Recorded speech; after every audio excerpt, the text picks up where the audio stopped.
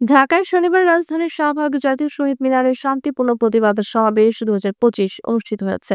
ওয়ালটন ও Marcel কোম্পানির অন্যায় চুক্তি, একতরফা নীতি এবং প্রণোদনা বঞ্চনার বিরুদ্ধে ক্ষতিগ্রস্ত ডিলাররা তাদের দাবি আদায়ের জন্য সমাবেশে অংশ নেন।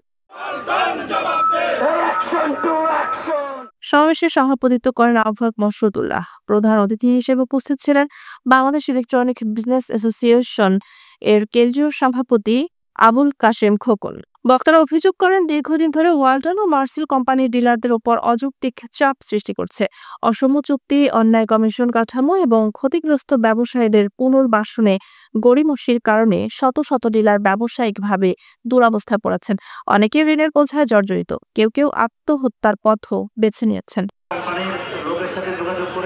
না করা হয় তাহলে ক্ষতিগ্রস্ত ঐক্য পরিষদ যে আন্দোলন সংগ্রাম ঘোষণা করবে, বাংলাদেশ ইলেকট্রনিক্স বিজনেস অ্যাসোসিয়েশন তাদের পাশে থাকবে এবং সব ধরনের সহযোগিতা করবে।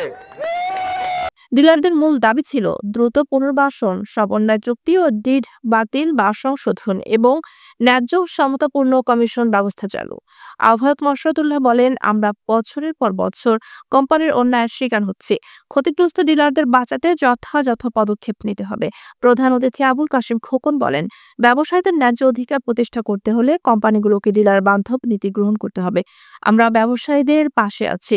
সমাবেশে দেশের বিভিন্ন অঞ্চল থেকে আসা ক্ষতিগ্রস্ত ডিলাররা অংশ নেন এবং দীর্ঘদিনের আর্থিক ক্ষতি ও ভোগান্তির কথা তুলে ধরেন। বক্তারা জানান, দাবি পূরণ না হলে আরও বৃহত্তর আন্দোলনের কর্মসূচি ঘোষণা করা হবে।